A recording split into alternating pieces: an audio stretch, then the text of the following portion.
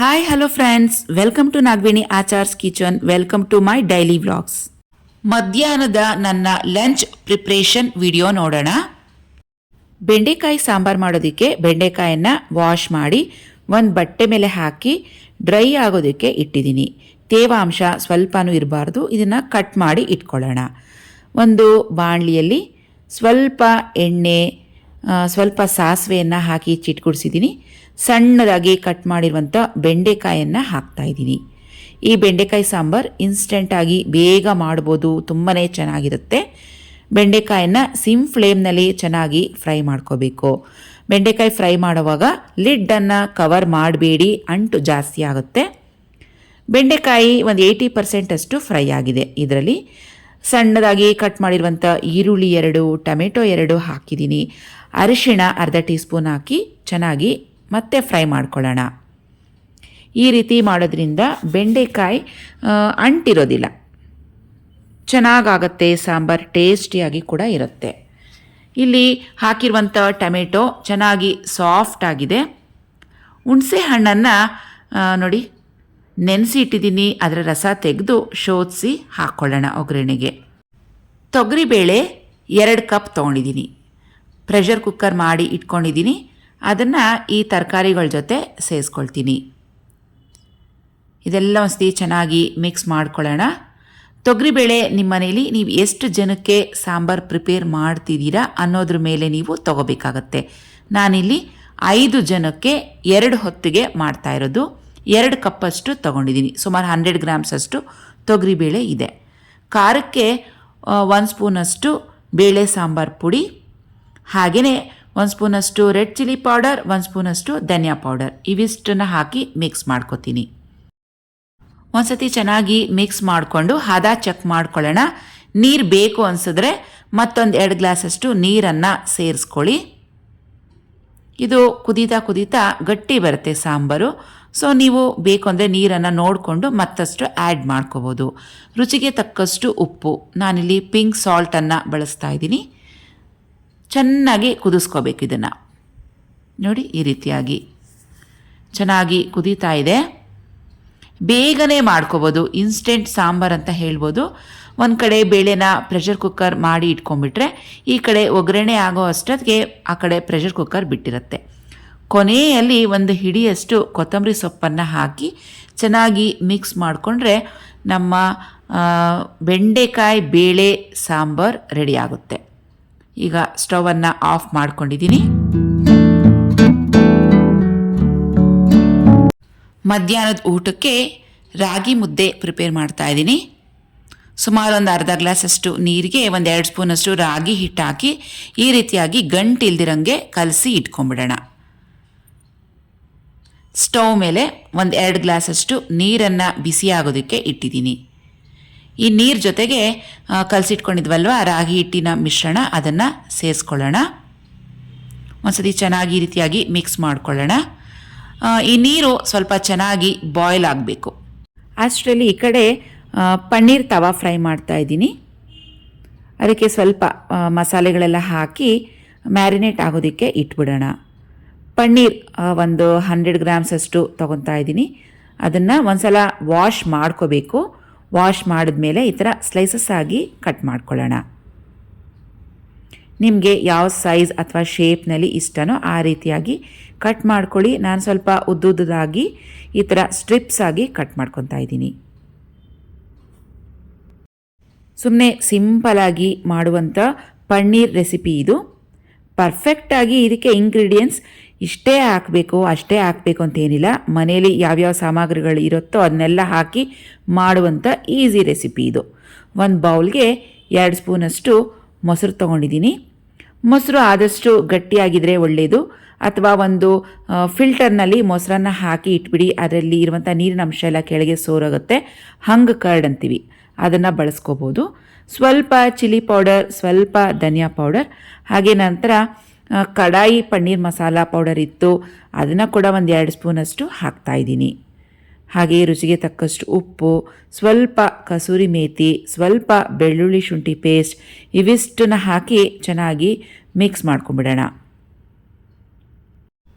ಈ ಮಿಶ್ರಣ ಆದಷ್ಟು ಸ್ವಲ್ಪ ಗಟ್ಟಿಯಾಗಿಯೇ ಇದ್ದರೆ ಒಳ್ಳೆಯದು, ಏಕೆಂದರೆ ಇದು ಪನ್ನೀರ್ಗೆ ಕೋಟಿಂಗ್ ಆಗಬೇಕಲ್ವಾ, ಹಾಗಾಗಿ. ಈಗ ಒಂದೊಂದಾಗಿ ಪನ್ನೀರ್ ಪೀಸ್ಗಳನ್ನು ಈ ಮೊಸರಿನ ಮಿಶ್ರಣಕ್ಕೆ ಹಾಕಿ ಸೇರಿಸ್ಕೊಳ್ತಾ ಇದ್ದೀನಿ. ಎಲ್ಲ ಮಸ್ತಿ ಚೆನ್ನಾಗಿ ಮಿಕ್ಸ್ ಮಾಡ್ಕೊಳ್ಳೋಣ. ಮಿಕ್ಸ್ ಮಾಡಿಟ್ಬಿಟ್ಟು ಇದನ್ನು ಸುಮಾರು ಒಂದು ಅರ್ಧ ಗಂಟೆ ಕಾಲ ನೆನೆಸಿದ್ರೆ ಸಾಕು. ಆ ಕಡೆ ಮುದ್ದೆಗೆ ರೆಡಿ ಆಗ್ತಿದೆಯಲ್ವಾ, ಮುದ್ದೆ ಎಲ್ಲ ಪ್ರಿಪೇರ್ ಆಗೋ ಅಷ್ಟೊತ್ತಿಗೆ ಇದು ಚೆನ್ನಾಗಿ ನೆಂದಿರುತ್ತೆ. ಆಮೇಲೆ ಇದನ್ನು ತವ ಮೇಲೆ ಹಾಕಿ ಫ್ರೈ ಮಾಡ್ಕೊಳ್ಳೋದು ಅಷ್ಟೇ. ತುಂಬಾ ಈಸಿ ರೆಸಿಪಿ ಇದು. ಈ ಬ್ಯಾಟರ್ ಸ್ವಲ್ಪ ತೆಳುವಾಯಿತು ನನಗೆ, ಯಾಕಂದರೆ ಮೊಸರು ಸ್ವಲ್ಪ ತೆಳು ಇದ್ದಿದ್ದರಿಂದ. ಒಂದು 2 ಸ್ಪೂನಷ್ಟು ಕಡಲೆ ಹಿಟ್ಟನ್ನು ಹಾಕ್ತಾಯಿದ್ದೀನಿ, ಸ್ವಲ್ಪ ಗಟ್ಟಿ ಬರುತ್ತೆ. ಸ್ವಲ್ಪ ಕೊತ್ತಂಬರಿ ಸೊಪ್ಪು ಚೆನ್ನಾಗಿ ಒಂದು ಸಲ ಮಿಕ್ಸ್ ಮಾಡಿ ಇಟ್ಬಿಡೋಣ. ಈ ಕಡೆ ನೀರು ಚೆನ್ನಾಗಿ ಕುದಿ ಬಂದಿದೆ ನೋಡಿ. ಈಗ ಇದಕ್ಕೆ ರಾಗಿ ಹಿಟ್ಟನ್ನು ಸೇರಿಸ್ತಾ ಇದ್ದೀನಿ. ಸುಮಾರು ಒಂದು 2 ಗ್ಲಾಸ್ ನೀರು ತೊಗೊಂಡ್ರೆ ನೀವು 1.5ರಿಂದ 1.25 ಗ್ಲಾಸಷ್ಟು ರಾಗಿ ಹಿಟ್ಟನ್ನು ಬಳಸ್ಕೋಬೋದು. ತೆಳು ಬೇಕು ಅಂದರೆ ಸ್ವಲ್ಪ ರಾಗಿ ಹಿಟ್ಟು ಕಮ್ಮಿ ಹಾಕ್ಕೊಳ್ಳಿ. ಈಗ ರಾಗಿ ಹಿಟ್ಟು ಹಾಕಿದ ತಕ್ಷಣ ಇದನ್ನು ಮಿಕ್ಸ್ ಮಾಡೋಕ್ಕೆ ಹೋಗಬೇಡಿ. ಒಂದು ವುಡನ್ ಸ್ಪೂನನ್ನು ಇಟ್ಬಿಟ್ಟು ಚೆನ್ನಾಗಿ ಇದನ್ನು 3ರಿಂದ 4 ನಿಮಿಷ ಬೇಯೋದಕ್ಕೆ ಬಿಟ್ಬಿಡೋಣ. ಆಮೇಲೆ ಈ ಥರ ಇದನ್ನು ಚೆನ್ನಾಗಿ ಮಿಕ್ಸ್ ಮಾಡ್ಕೋಬೇಕು. ಕೈ ಬಿಡ್ದಿರೋಂಗೆ ಮಿಕ್ಸ್ ಮಾಡ್ಕೊಳ್ಳಿ, ಇಲ್ಲಾಂದರೆ ಗಂಟಾಗ್ಬಿಡುತ್ತೆ ನೋಡಿ. ಈ ಥರ ಮಿಕ್ಸ್ ಮಾಡ್ಕೊಳ್ಳಿ. ನನ್ನ ಒಂದು ಲಾಸ್ಟ್ ವಿಡಿಯೋದಲ್ಲಿ ಮುದ್ದೆನ ಸ್ವಲ್ಪ ತೆಳುವಾಗಿ ಮಾಡೋದು ಹೇಗೆ ಅಂತ ತೋರಿಸಿದ್ದೀನಿ. ಕೆಲವ್ರಿಗೆ ಮುದ್ದೆ ತಿಂದು ರೂಢಿ ಇರಲ್ಲ, ಅವರು ಹೊಸ್ದಾಗಿ ಟ್ರೈ ಮಾಡಿರ್ತಾರೆ, ಅವ್ರಿಗೆ ಕಷ್ಟ ಆಗಬಾರ್ದು ಅಂತೇಳಿ ಮುದ್ದೆನ ತೆಳುವಾಗಿ ಹೇಗೆ ಮಾಡೋದು ಅಂತ ನಿಮಗೆ ತೋರಿಸ್ಕೊಟ್ಟಿದ್ದೀನಿ. ಇವತ್ತು ಮುದ್ದೆ ಸ್ವಲ್ಪ ಗಟ್ಟಿಯಾಗಿ ಹೇಗೆ ಮಾಡೋದು ಅಂತ ತೋರಿಸ್ತಾ ಇದ್ದೀನಿ. ಯಾರೋ ಒಬ್ಬರು ಕಮೆಂಟ್ ಮಾಡಿದರು ನಿಮಗೆ ಮುದ್ದೆ ಮಾಡೋಕ್ಕೆ ಬರಲ್ಲ ಅಂತ. ರಾಗಿ ಹಿಟ್ಟಲ್ಲಿ ನನಗೆ ಕೇಸರಿ ಬಾತು ಮಾಡೋಕ್ಕೆ ಬರುತ್ತೆ, ರಾಗಿ ಹಿಟ್ಟಲ್ಲಿ ಮುದ್ದೆನೂ ಮಾಡೋಕ್ಕೆ ಬರುತ್ತೆ, ರಾಗಿ ಹಿಟ್ಟಲ್ಲಿ ಪಾಯಸನೂ ಮಾಡೋಕ್ಕೆ ಬರುತ್ತೆ. ಕೆಲವು ಕಮೆಂಟ್ಸ್ಗಳನ್ನು ಓದ್ತಾ ಇದ್ದರೆ ಜೋರಾಗಿ ನಗು ಬರ್ತಾ ಇರುತ್ತೆ ನೋಡಿ. ರಾಗಿ ಮುದ್ದೆ ಮಾಡಿ ತೋರಿಸಿದ್ದೀನಿ, ಇದಕ್ಕಿಂತ ಇನ್ನೂ ಗಟ್ಟಿಯಾಗಬೇಕಾ, ಅದೂ ಒಂದು ಸಲ ಮಾಡಿ ತೋರಿಸ್ತೀನಿ. ಆದರೆ ನಮಗಂತೂ ಆ ಗಟ್ಟಿ ಮುದ್ದೆ ನುಂಗಕ್ಕಂತೂ ಆಗಲ್ಲ. ನಾವು ಯಾವಾಗಲೂ ತೆಳುವಾಗೇ ರಾಗಿ ಮುದ್ದೆ ಮಾಡಿಕೊಂಡು ತುಪ್ಪ ಹಾಕ್ಕೊಂಡು ತಿನ್ನೋದು. ಈಗ ಪನ್ನೀರನ್ನು ಕಲಸಿಟ್ಟಿದ್ವಲ್ವ, ಒಂದು ಪ್ಯಾನ್ ತೊಗೊಂಡಿದ್ದೀವಿ. ಪ್ಯಾನಲ್ಲಿ ಒಂದು ಅರ್ಧ ಟೀ ಸ್ಪೂನಷ್ಟು ಎಣ್ಣೆ ಹಾಕಿದ್ದೀನಿ. ಅದ್ರ ಮೇಲೆ ಒಂದೊಂದಾಗಿ ಈ ಪನ್ನೀರ್ ಪೀಸ್ಗಳನ್ನು ಜೋಡಿಸ್ತಾ ಹೋಗೋಣ. ಆದಷ್ಟು ಸಿಮ್ ಫ್ಲೇಮ್ನಲ್ಲಿ ಮಾಡ್ಕೊಳ್ಳಿ. ಕರ್ಡ್ಸ್ ಹಾಕಿರೋದ್ರಿಂದ ಬೇಗನೆ ಸೀದೋಗುತ್ತೆ. ಸುಮಾರು ಒಂದು 2 ನಿಮಿಷ ಫ್ರೈ ಮಾಡಿಕೊಂಡ್ರೆ 2 ಕಡೆ ಸಾಕು. ಫ್ರೆಂಡ್ಸ್, ನಾನ್ ಸ್ಟಿಕ್ ಬಳಸೋದ್ರಿಂದ ಅಡ್ವಾಂಟೇಜ್ ಏನು ಅಂತ ಹೇಳಿದ್ರೆ, ನಾನ್ ಸ್ಟಿಕ್ ಪ್ಯಾನ್ನಲ್ಲಿ ನಾವು ಕುಕ್ ಮಾಡುವಾಗ ಎಣ್ಣೆ ಆಗಲಿ ತುಪ್ಪ ಆಗಲಿ ತುಂಬ ಕಮ್ಮಿಯಾಗಿ ಯೂಸ್ ಮಾಡಿಕೊಂಡ್ರೆ ಸಾಕು. ಅದೇ ನಾವು ಐರನ್ ಪ್ಯಾನಲ್ಲಿ ಯೂಸ್ ಮಾಡಿದ್ರೆ ಹೆಚ್ಚು ಎಣ್ಣೆ ಬೇಕಾಗುತ್ತೆ. ಆದರೆ ನನಗೆ ಗೊತ್ತು ಕಂಪ್ಯಾರಿಸನ್ ನಾನ್ ಸ್ಟಿಕ್ ಪ್ಯಾನ್ಗಿಂತ ಕಬ್ಬಿಣದ ಪ್ಯಾನೇ ತುಂಬಾ ಹೆಲ್ತ್ ವೈಸ್ ಒಳ್ಳೆಯದು ಅಂತ. ಆದರೆ ಎಣ್ಣೆ ಜಾಸ್ತಿ ತಿನ್ನಬೇಕಾಗತ್ತಲ್ಲ ಅಂಥೇಳಿ ನಾನು ಹೆಚ್ಚಾಗಿ ನಾನ್ ಸ್ಟಿಕ್ ಪ್ಯಾನನ್ನೇ ಬಳಸ್ಕೊತೀನಿ ನೋಡಿ. ನಮ್ಮ ಪನ್ನೀರ್ ತವಾ ಫ್ರೈ ಈಸಿಯಾಗಿ ಬೇಗನೆ ರೆಡಿ ಆಗೋಯ್ತು. ಇವತ್ತಿನ ನನ್ನ ಲಂಚ್ ಬಿಸಿ ಬಿಸಿ ಬಿಸಿ ರಾಗಿ ಮುದ್ದೆ ವಿತ್ ತುಪ್ಪ, ಬೆಂಡೆಕಾಯಿ ಬೇಳೆ ಸಾಂಬಾರ್, ಹಾಗೆ ಪನ್ನೀರ್ ತವಾ ಫ್ರೈ.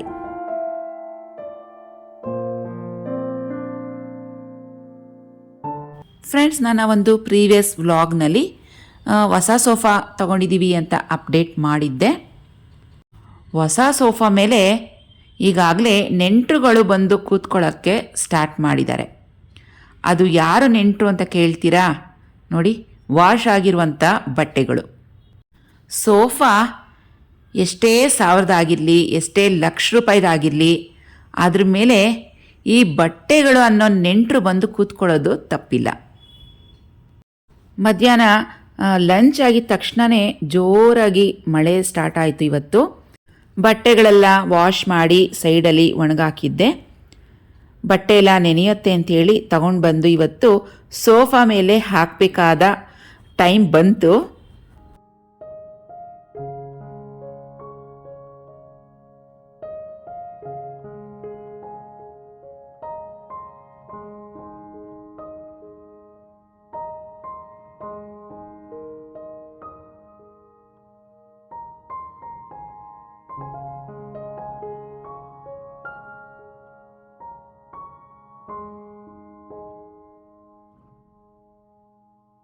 ಪ್ರತಿದಿನ ನಾನು ಒಂದೊಂದು ಫ್ಲ್ಯಾಕ್ಸ್ ಸೀಡ್ಸ್ ಲಡ್ಡು ತಿಂತೀನಿ. ಫ್ಲ್ಯಾಕ್ಸ್ ಸೀಡ್ಸಲ್ಲಿ ಫೈಬರ್ ಅಂಶ ಜಾಸ್ತಿ ಇರುತ್ತೆ. ನಮ್ಮ ಸ್ಕಿನ್ಗೆ, ಕೂದಲಿಗೆ, ಮೂಳೆಗಳಿಗೆ ತುಂಬ ಒಳ್ಳೆಯ ಆಹಾರ ಇದು. ಇವಾಗಲೇ ಈ ಫ್ಲ್ಯಾಕ್ಸ್ ಸೀಡ್ಸ್ ಲಡ್ಡುನ ಹೇಗೆ ಮಾಡೋದು ಅಂತ ವಿಡಿಯೋ ಮಾಡಿ ಇಟ್ಟಿದ್ದೀನಿ. ಎಡಿಟ್ ಮಾಡಿ ಸದ್ಯದಲ್ಲೇ ಪೋಸ್ಟ್ ಮಾಡ್ತೀನಿ. ಸೊ ಎಡಿಟಿಂಗ್ ಮಾಡೋದಕ್ಕೆ ಟೈಮ್ ಸಾಕಾಗ್ತಾ ಇಲ್ಲ.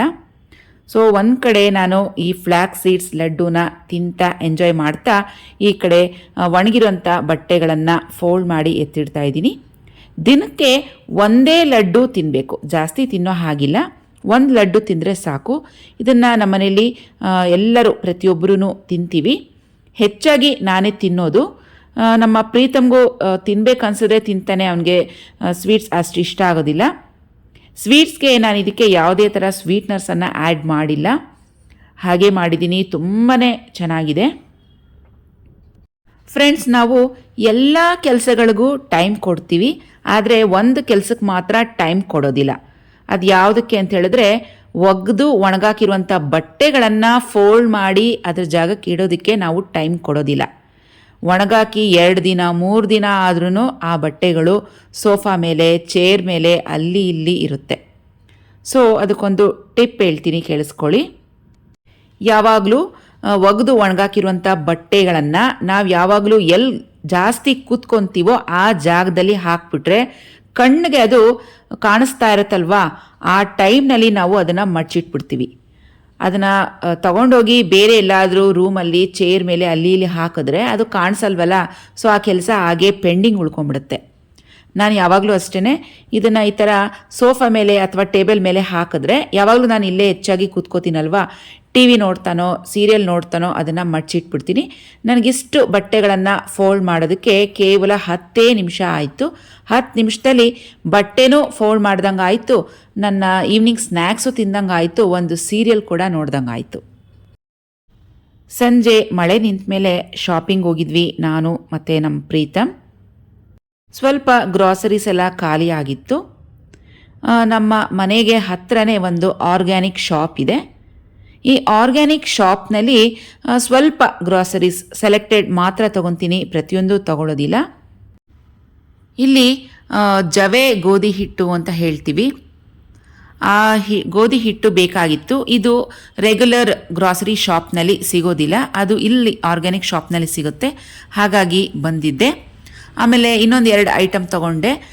ಪಿಂಕ್ ಸಾಲ್ಟ್ ಅಂತ ಹೇಳ್ತೀವಲ್ವ, ಆ ಪಿಂಕ್ ಸಾಲ್ಟ್ ಕೂಡ ಬೇರೆ ಗ್ರಾಸರಿ ಶಾಪ್ನಲ್ಲಿ ಸಿಗಲ್ಲ, ಈ ಶಾಪ್ನಲ್ಲಿ ಸಿಗುತ್ತೆ. ಸೊ ಎಲ್ಲ ಸಾಮಗ್ರಿಗಳು ಗ್ರಾಸರೀಸ್ ಇದೇ ಅಂಗಡಿಲಿ ತೊಗೊತೀನಿ ಅಂತ ಏನಿಲ್ಲ. ಇಲ್ಲೊಂದು ಸ್ವಲ್ಪ ರೇಟ್ಸ್ ಜಾಸ್ತಿ ಇದೆ, ಆದ್ರೂ ಗ್ರಾಸರೀಸ್ ಎಲ್ಲ ತುಂಬ ಒಳ್ಳೆ ಪ್ರಾಡಕ್ಟ್ಸೇ ಸಿಗುತ್ತೆ ನಮಗೆ. ಮಿಲೆಟ್ಸ್ ತೊಗೋಬೇಕು ಅಂದರೆ ನಾವು ಮಾಮೂಲಿ ತೊಗೊಳ್ಳೋಂಥ ಗ್ರಾಸರಿ ಶಾಪ್ನಲ್ಲೇ ತೊಗೊತೀನಿ. ಇಲ್ಲಿ ಮಿಲೆಟ್ಸ್ ಸ್ವಲ್ಪ ಜಾಸ್ತಿ ಬೆಲೆ ಇದೆ, ಆರ್ಗ್ಯಾನಿಕ್ ಆದ್ದರಿಂದ ಸ್ವಲ್ಪ ಜಾಸ್ತಿ ಅಂತ ಹೇಳ್ತಾರೆ. ಪಿಂಕ್ ಸಾಲ್ಟನ್ನು ತಗೊಂಡೆ ನಾನಿಲ್ಲಿ. ರೆಗ್ಯುಲರ್ ನಾವು ತೊಗೊಳ್ಳೋಂಥ ಗ್ರಾಸರಿ ಶಾಪ್ನಲ್ಲಿ ಯಾವ್ಯಾವ ಪದಾರ್ಥಗಳು ನಮಗೆ ಸಿಗುತ್ತೋ ರೀಸನಬಲ್ ಪ್ರೈಸ್ಗೆ ಅದನ್ನು ತಗೊಳ್ಳೋದು ಉತ್ತಮ. ಯಾವುದು ಸಿಗಲ್ವೋ ಅಂಥದನ್ನ ಈ ಥರ ಅಂಗಡಿಗಳಲ್ಲಿ ತೊಗೊಂಡ್ರೆ ಒಳ್ಳೆಯದು. ವುಡ್ ಪ್ರೆಸ್ಡ್ ಆಯಿಲ್ ಅಂತ ಹೇಳ್ತೀವಲ್ವ, ಅದು ರೆಗ್ಯುಲರ್ ನಾವು ತೊಗೊಳ್ಳೋಂಥ ಡಿಪಾರ್ಟ್ಮೆಂಟಲ್ ಸ್ಟೋರ್ಸ್ನಲ್ಲಿ ಸಿಗೋದಿಲ್ಲ. ವುಡ್ ಪ್ರೆಸ್ಡ್ ಆಯಿಲ್ ಈ ಶಾಪ್ನಲ್ಲಿ ಸಿಗುತ್ತೆ, ಆದ್ದರಿಂದ ವುಡ್ ಪ್ರೆಸ್ಡ್ ಆಯಿಲ್ಸ್ ಪ್ರತಿಯೊಂದು ನಾವು ಇಲ್ಲೇ ತೊಗೊತೀವಿ ಆರ್ಗ್ಯಾನಿಕ್ ಶಾಪ್ಸ್ನಲ್ಲಿ. ಯಾವುದೇ ಪ್ರಾಡಕ್ಟ್ಸನ್ನು ನಾನು ಪರ್ಚೇಸ್ ಮಾಡೋ ಮೊದಲು ಅದರ ಎಕ್ಸ್ಪೈರಿ ಡೇಟನ್ನು ನೋಡ್ತೀನಿ, ಹಾಗೆಯೇ ರೇಟ್ಸ್ ಕೂಡ ನೋಡ್ತೀನಿ. ನಮಗೆ ಈಸಿಯಾಗಿ ಅವೈಲೇಬಲ್ ಇದೇ ಪ್ರಾಡಕ್ಟ್ಸ್ ಬೇರೆ ಅಂಗಡಿಲಿ ಸಿಗ್ತಿದೆ ಅಂದಾಗ ಅಲ್ಲಿ ತೊಗೊತೀನಿ. ಸೊ ಸುಮ್ಮನೆ ಯಾರೂ 1-2 ಬೆಲೆ ಕೊಟ್ಟು ತೊಗೊಳ್ಳೋದಿಲ್ಲ. ಈ ಅಂಗಡಿಲಿ ಯಾವ್ದು ತೊಗೊಳ್ಳೇಬೇಕೋ ಅಂಥದನ್ನ ಇಲ್ಲಿ ತೊಗೊತೀನಿ. ಈ ಶಾಪ್ನಲ್ಲಿ ಆರ್ಗ್ಯಾನಿಕ್ ಗಣೇಶ ಅಂತೆ ಅವರು ಹೇಳ್ತಾ ಇದ್ರು. ಪ್ಯೂರ್ ಟರ್ಮರಿಕ್ನಲ್ಲಿ ಮಾಡಿರುವಂಥ ಗಣೇಶ ಇದು, ಹಾಗೆಯೇ ಪ್ಯೂರ್ ಜೇಡಿ ಮಣ್ಣಲ್ಲಿ ಮಾಡಿರುವಂಥ ಗಣೇಶ. ಪ್ರೀತಮ್ ಅಮ್ಮ ನಾನು ಇದನ್ನು ವಿಡಿಯೋ ಮಾಡ್ತೀನಿ ಅಂದ, ಓಕೆ ಮಾಡು ಅಂತ ಹೇಳಿದೆ. ಸೊ ನಮ್ಮ ಪ್ರೀತಮ್ ಇದನ್ನು ವಿಡಿಯೋ ಮಾಡಿದ್ದ. ಇಲ್ಲಿ ಹಾಗೆಯೇ ಪಿಂಗಾಣಿ ಸಾಮಗ್ರಿಗಳು ಕೂಡ ಸಿಗುತ್ತೆ. ನೋಡಿ ಇಲ್ಲಿ ಈ ಪ್ಯಾಕೆಟ್ಸ್ ಎಲ್ಲ ನೋಡ್ತಾ ಇದ್ದರೆ ನನಗೆ ಒಂದು ಹೊಸ ಐಡಿಯಾಗಳು ಕೂಡ ಬರುತ್ತೆ. ಈ ಸಾಮಗ್ರಿಗಳಲ್ಲಿ ಹೊಸ ಥರ ರೆಸಿಪೀಸ್ ಈಗ ಟ್ರೈ ಮಾಡ್ಬೋದು, ಆಗ ಟ್ರೈ ಮಾಡ್ಬೋದು ಅಂತ ನನಗೆ ಐಡಿಯಾ ಬರುತ್ತೆ. ಸೊ ತಕ್ಷಣ ನಾನು ಆ ಪ್ರಾಡಕ್ಟನ್ನು ಪರ್ಚೇಸ್ ಮಾಡ್ತೀನಿ. ನಾನಿಲ್ಲಿ ಜೋಳದಲ್ಲಿ ರವೆ ಬರುತ್ತಲ್ವ, ಆ ಪ್ರಾಡಕ್ಟನ್ನು ಪರ್ಚೇಸ್ ಮಾಡಿದೆ. ಸೊ ಜೋಳದ ರವೆಯಲ್ಲಿ ಉಪ್ಮಾ ಯಾಕೆ ಒಂದ್ಸಲ ಟ್ರೈ ಮಾಡ್ಬೋದು, ಹಾಗೆ ಜೋಳದ ರವೆಯಲ್ಲಿ ಇಡ್ಲಿ ಯಾಕೆ ಟ್ರೈ ಮಾಡಬಾರ್ದು ಅನಿಸ್ತು. ಹಾಗಾಗಿ ಜೋಳದ ರವೆಯನ್ನು ತೊಗೊಂಡಿದ್ದೀನಿ. ನೋಡಿ, ಇದೆ ಜವೆ ಗೋಧಿ. ರೆಗ್ಯುಲರ್ ಗೋಧಿಗಿಂತ ಇದೊಂದು ಸ್ವಲ್ಪ ರೇಟಲ್ಲಿ ಜಾಸ್ತಿ, ಸ್ವಲ್ಪ ಉದ್ದುದ್ದಕ್ಕಿರುತ್ತೆ ಮತ್ತು ರೆಡ್ ಕಲರಲ್ಲಿ ಇರುತ್ತೆ. ಸೊ ನಾವು ಡಯಟ್ ಮಾಡೋರು ಈ ಜವೆ ಗೋಧಿಯನ್ನು ಬಳಸಿದ್ರೆ ತುಂಬಾ ಒಳ್ಳೆಯದು. ಇದು ಆರ್ಗ್ಯಾನಿಕ್ ಬೆಲ್ಲ. ಸೊ ಈ ಬೆಲ್ಲ ಹೊರಗಡೆ ಡಿಪಾರ್ಟ್ಮೆಂಟಲ್ ಸ್ಟೋರ್ಸ್ನಲ್ಲಿ ಸಿಗೋಲ್ಲ, ಇಲ್ಲಿ ಸಿಗುತ್ತೆ. ಹಾಗಾಗಿ ಒಂದು ಅರ್ಧ kg ತೊಗೊಂಡೆ. ಸೊ ಫ್ರೆಂಡ್ಸ್, ನನ್ನ ಶಾಪಿಂಗನ್ನು ಹೀಗೆ ನಾನು ಪ್ಲ್ಯಾನ್ ಮಾಡ್ಕೋತೀನಿ. ರೇಟು ಕೂಡ ರೀಸನಬಲ್ ಆಗಿರಬೇಕು, ಹಾಗೆ ನಾವು ತಗೊಳ್ಳುವಂಥ ಗ್ರಾಸರಿ ಐಟಮ್ಸ್ ಕೂಡ ಪ್ಯೂರ್ ಆಗಿರಬೇಕು. ಈ ರೀತಿಯಾಗಿ ನಾನು ಚೆಕ್ ಮಾಡಿ ಪರ್ಚೇಸ್ ಮಾಡ್ತೀನಿ. ಸೊ ಫ್ರೆಂಡ್ಸ್, ಇವತ್ತಿನ ವಿಡಿಯೋ ಇಲ್ಲಿಗೆ ಮುಗಿಸೋಣ. ಮತ್ತೆ ಭೇಟಿ ಆಗೋಣ ಇನ್ನೊಂದು ವಿಡಿಯೋದಲ್ಲಿ. ಅಲ್ಲಿವರೆಗೂ take care and bye bye friends.